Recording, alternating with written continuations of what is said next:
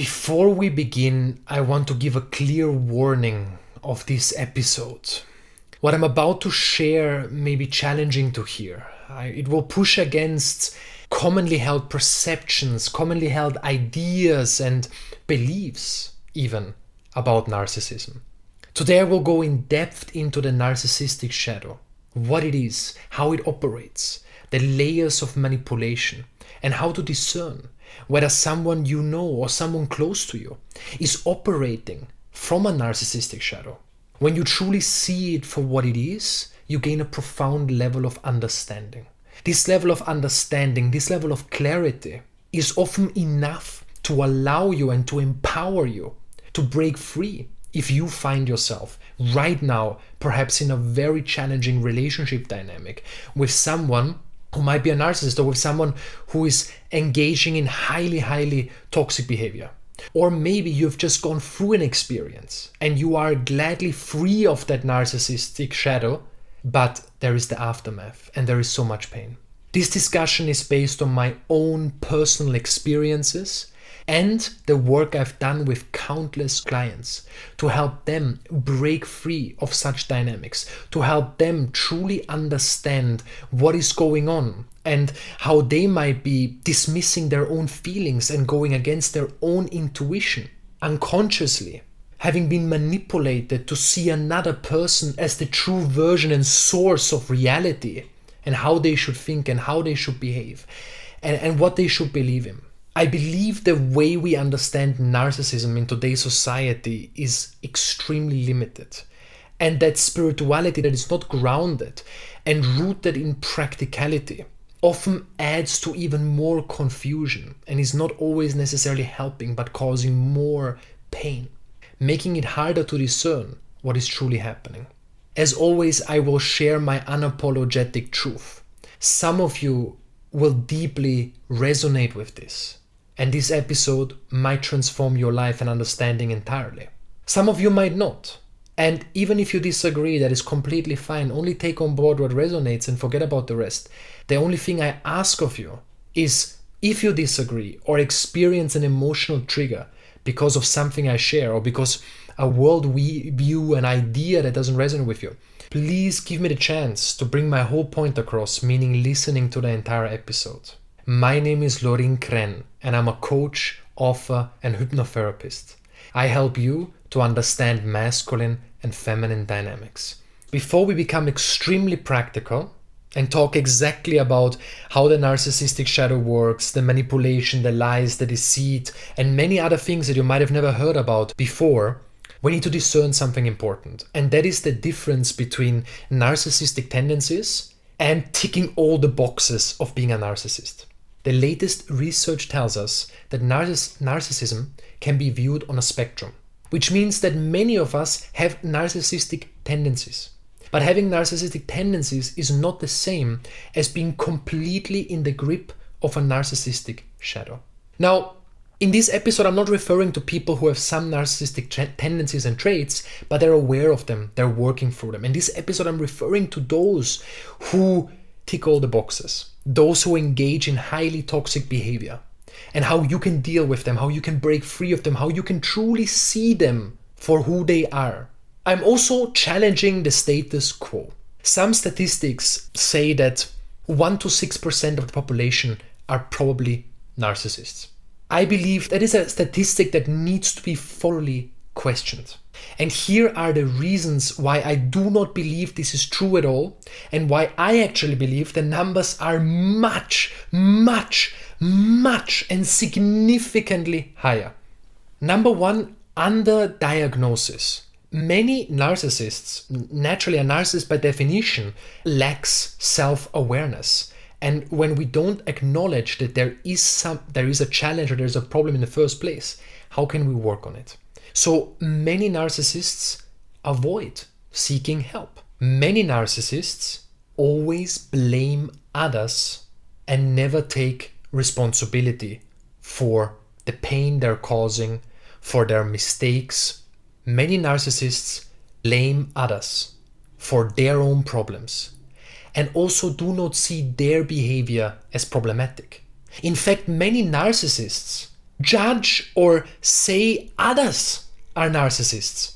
So if narcissists do not see any problem in their behavior and are so trapped in their own deception and illusion and lies and then blame others of being narcissistic, how on earth can a statistic tell us how many people are actually narcissists or are actually very high on the spectrum of narcissistic traits?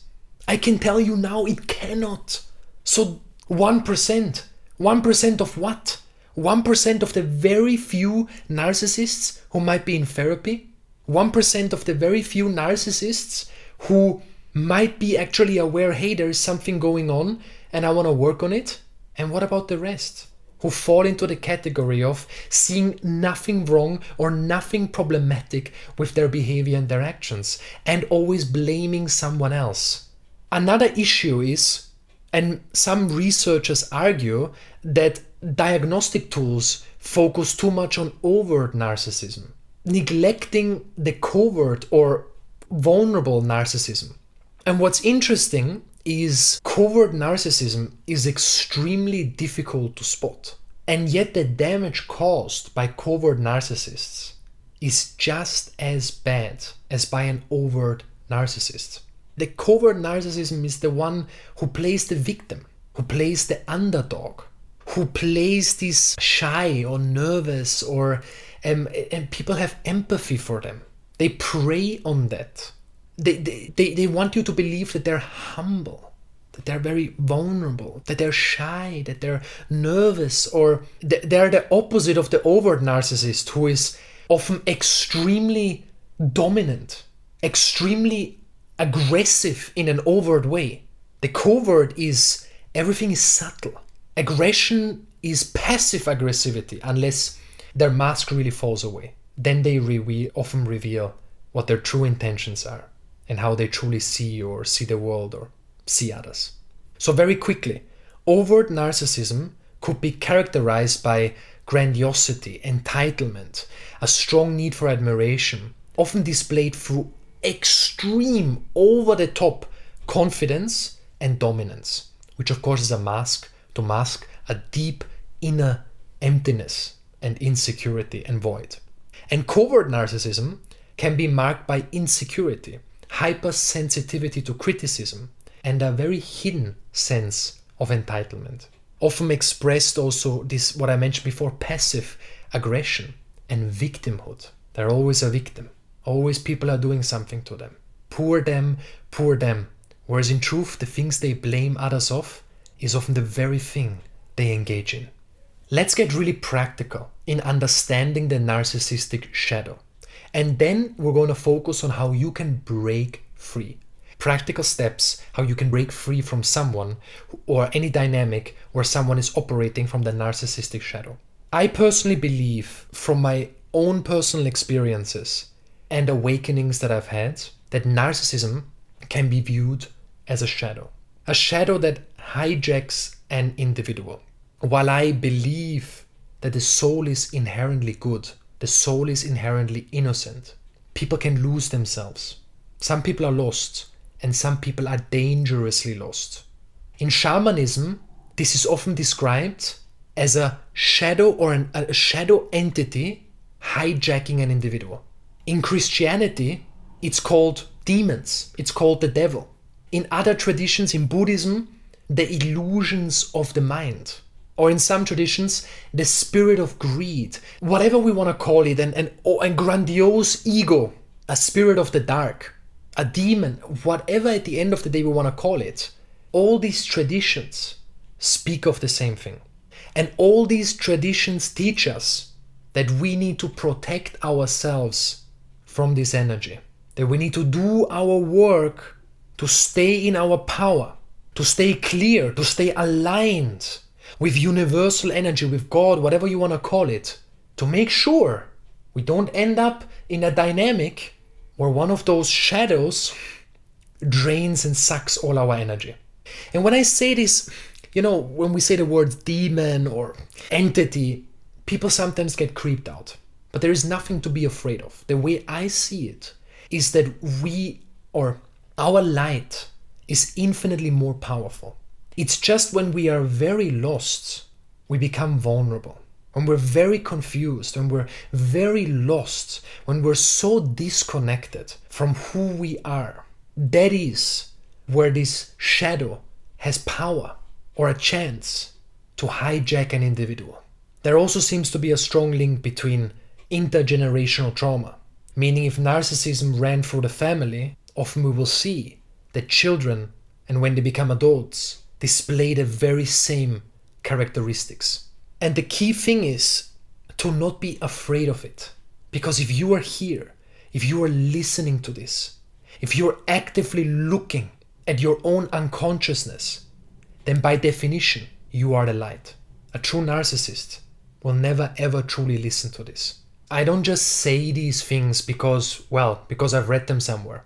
They come from my own embodied experience. Without going too much into my personal story and staying practical, I had awakenings in my life that gave me perhaps the skill or gift or ability to see other people's shadow, to really see them. And it's difficult to describe, and I know it's hard to verify this because it's my own embodied experience. How can I show you that? But experiences where I could see that. And if someone would have told me demon, evil, dark shadow, I would have said, I don't know. But then I saw it. Not under the influence of any hallucinogenic drugs, no. Being completely awake, conscious, and having a mystical experience where I could see these shadows trying to come at me. But I was protected, and I am protected. But I could see them, how they operate, how they work, how they function. And I received a lot of guidance on how to protect myself from that, how to work with that, and how to stay centered in my power. These experiences made me realize how dangerous these shadows can be. They can do incredible harm if you let them into your life, if you give them any power over you. And simultaneously, they can do no harm if you protect yourself, if you set your boundaries, if you are clear, if you are in alignment. They can do nothing, and yet they can ruin lives if you let them in. Now let's get extremely practical. The narcissistic shadow is extremely intelligent, but not intelligent at a spiritual level. Spiritually wise means doing good. It means being in integrity because you know that what you put out is what you're going to get back. That's a fundamental law. I believe what you give out, you're going to get back. And if you do evil, then evil come back. So someone who is naturally conscious, someone who is in their power, they cannot do acts of deceit, manipulation, and lies. And if they engage in that, then they will do everything to take ownership, to take responsibility. And that in itself is the healing process. But the narcissistic shadow is extremely intelligent. It is an energy that is disconnected from source because it is not focused on the greater good of all. Source is always focused on the greater good of all. When you are in your highest power, when you are embodying your higher self, you are always focused on the greater good of all. There is this deeper universal purpose working through you. You are not just merely an individual and here out there to meet your own selfish gains. Yes, you have ambitions and dreams of your own, and you should have them. Have them all and desire them, beautiful. But there is a deep desire to do good, to act with integrity. And the narcissistic shadow is the very polar opposite of integrity. But it is extremely intelligent. And it is a shadow that has disconnected from source, and it needs source or the light to remain alive. So it needs to feed from the light in order to remain alive, which means it's operating from a place of extreme fear, extreme anxiety, extreme survival, because it stands no chance against the light, and yet it needs the light. And this is where its intelligence comes from. Its intelligence is in manipulating, in deceiving, in creating illusions, in tricking you. Why do I say this? Because have you ever noticed how incredibly intelligent, how much intelligence it takes of a narcissist to turn people against each other, to manipulate in such a subtle way that you don't even know what's going on, and suddenly they get exactly what they want. People turn against you. Things happen that are beyond our comprehension. Divorce, one is the victim, and yet everyone takes the side of the narcissist who abused the victim. How do they do this? Because they use this intelligence of this extremely powerful shadow, and yet it has no power if you're rooted in your truth and your light. But if you're not, it's very cunning, it's extremely deceptive, and it's highly intelligent in causing harm, in manipulating, in meeting its own selfish needs and desires and gains and feeding and strengthening itself. When you are deeply afraid to lose power, what do? You try to control. And this is what the narcissistic shadow does. It does not understand what love is. Love is conditional. Love is control. And of course, love is not control. It's the very opposite of that. Fear is control. But the narcissistic shadow believes fear, or what it refers to as love, is fear and control. Because it is so afraid of losing power, because actually it has no power unless we give it to it unconsciously. It's so afraid to lose its power that it tries to control everything. And this is why narcissists, or those who are high up on that spectrum, are trying to control absolutely everything. How they are perceived, control others, gain power over others, be seen as superior. Everything is about control. And because they need to control everything, everything becomes a game. The game of control. And you are a mere object, a mere pawn in their game to gain further control. As long as you play their game, they love you. They might tell you, I love you. They might bombard you with love and admiration, but it's not love. You're playing their game, so you are being very useful as a tool for them. But the moment you say, dear narcissist, I am no longer playing your game. Here is my boundary.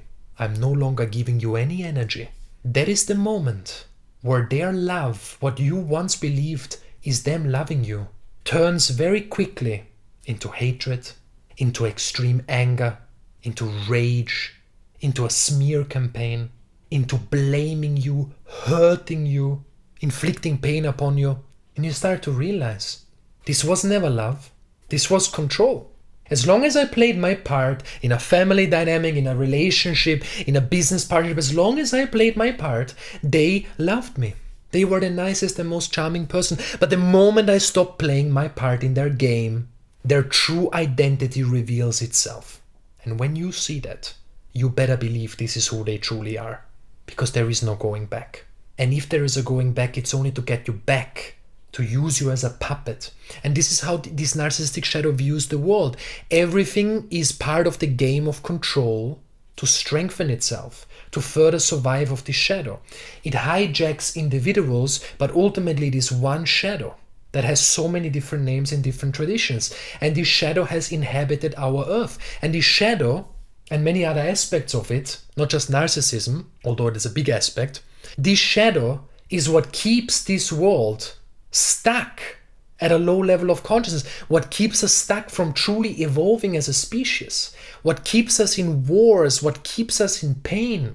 And that is why the work we do is so important, because through this work the light grows stronger. As the light grows stronger, the resistance of the shadow grows stronger. It becomes more aggressive. But at the same time, this is only because it's threatened. And when it's threatened, it's a good sign, because it means you are in your power, and it is losing power.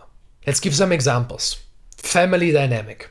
Parents feeling entitled of the money of their child. If you give me money, I love you. If you stop giving me money, well then, I've got a problem with you. That's not love. That is entitlement. That is an extremely immature way of looking at the world, and it's nothing to do with a true deep love towards another being or in a relationship. As long as you give me these experiences and you give me money, money is often used because money gives so much power in this human life. That's why there's so much manipulation and deceit around it, because of what it represents. And there's nothing wrong with money.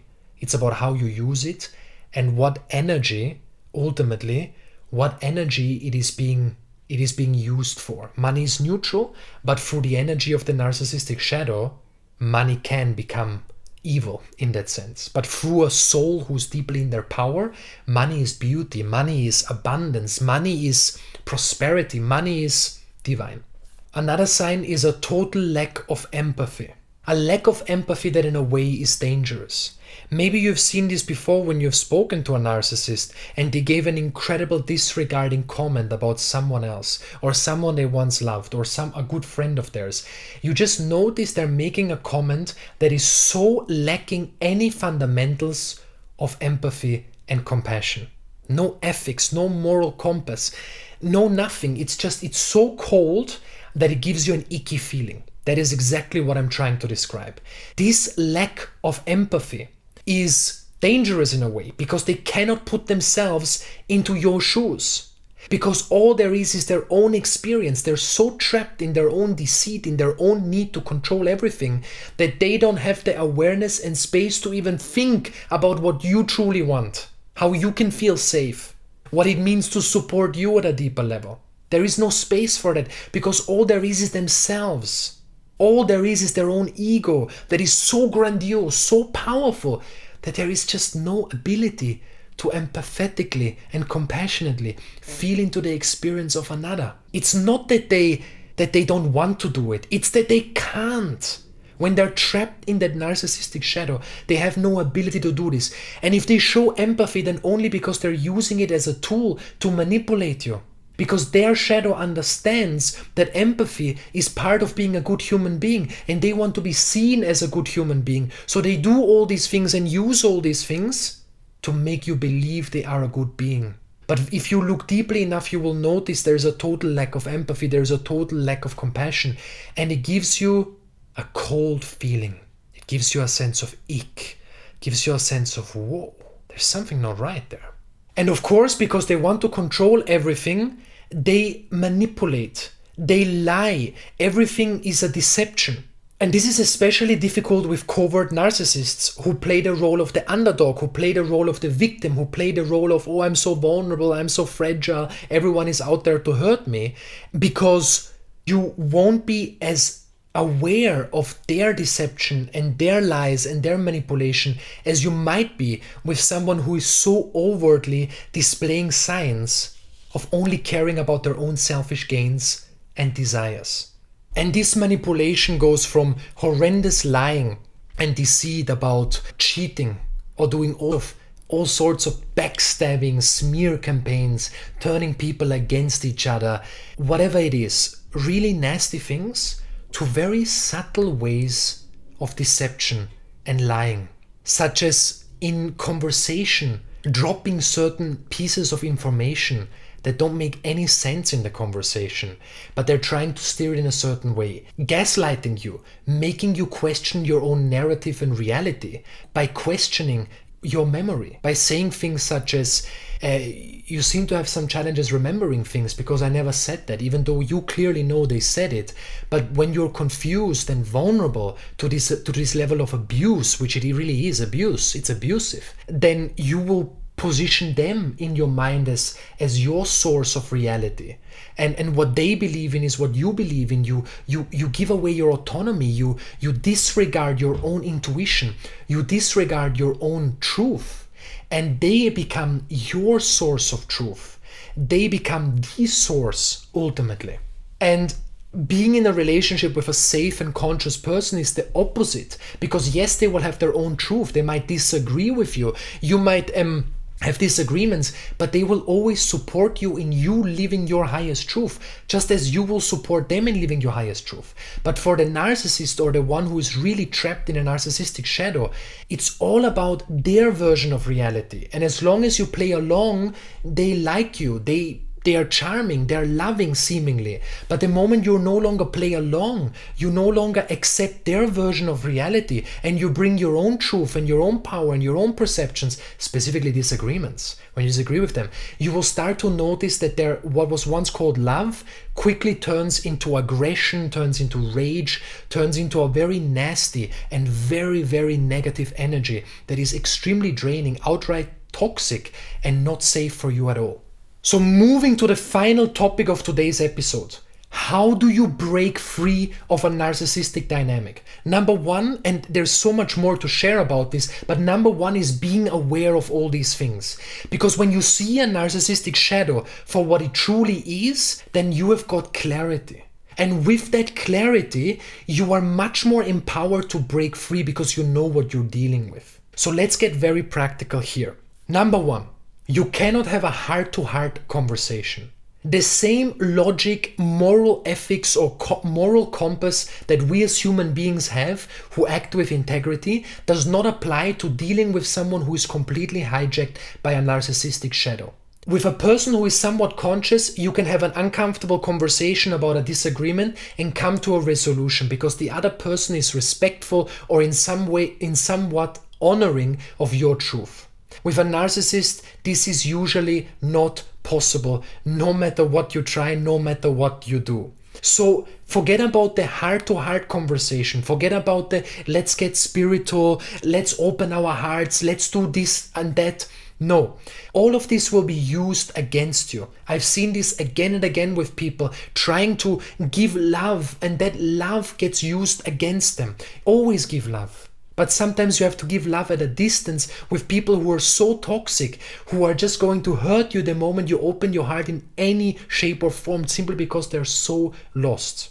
Anything vulnerable you give them, they will use against you. You cannot meet their soul as they are lost. You will only ever meet their shadow. Remember that you are not speaking to who they truly are, their deep soul who is lost, deeply lost. Is that unfortunate? Yes, but it's not your responsibility to take care of them. It's not your responsibility to change it, and quite frankly, you can't change it. It is their responsibility. It is their experience. For whatever reason, they're stuck in this horrendous shadow, and that means you have to protect yourself. So the conversation becomes, how do you break free of this shadow that is trying to exert power over you, that is trying to control you, or keeping you trapped in toxic dynamics where you walk on eggshells and lose your power? Number one, if you can walk away forever. Break up all contact. Completely burn all bridges and walk away forever. The moment you let them back in, their shadow is going to try to get you back into it, and be mindful. They will try to get you back in their game, to receive validation, to use you in some shape or form to meet their own selfish needs. And they will become very kind and very charismatic how they first were. Empathetic, take ownership. But usually it's a mask. And very soon when you've opened your heart again, boom, the old behavior comes back almost immediately. And their real intentions reveal themselves in a nanosecond. If you cannot walk away, and this is usually because you've got children together, it's a business partnership, maybe millions are on the line in this business partnership, and you can't just walk away and let them unfairly have absolutely everything and let them, so to speak, win by smear campaigns and turning everyone against you. Whatever that dynamic is, or a close family member that you have to in somewhat deal with, because by falling out, you fall out with everyone else as well. Sometimes it's just not possible and you have to fall out to protect your truth. But we can all agree that there are certain dynamics where it's very hard to just walk away forever. For those dynamics, here is what to do.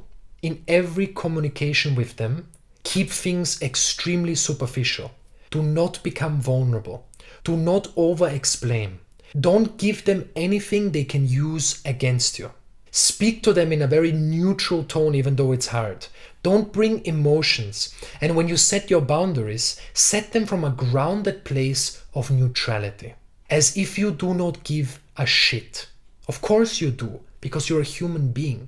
But the moment you explain yourself, the moment you become vulnerable, the moment you open the door for them to manipulate you, for them to gain some form of power over you, because that's all it is about, gaining power over you in ways that are beyond our comprehension as human beings of integrity and who want to do good in the world.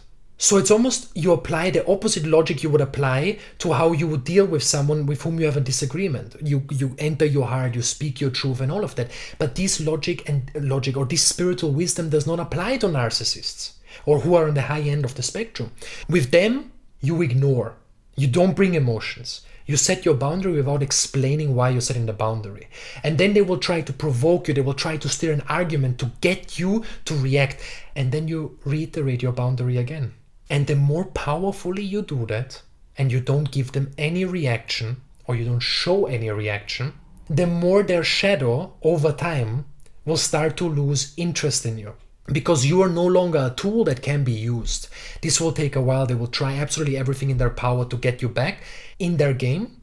But if you truly persevere, they will lose interest because they realize you can't be manipulated. So you become useless. They disregard your ciao bye, but this is exactly what you want. Because then they stop interfering with your life, with your loved ones, and causing so much damage and hurt. This is the best case scenario when you have to deal with them, but their shadow knows with you, the manipulation and using you as a tool does not work.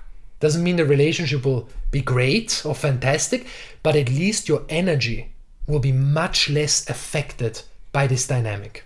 And the last thing to end today's episode is to break free of the energetic ties.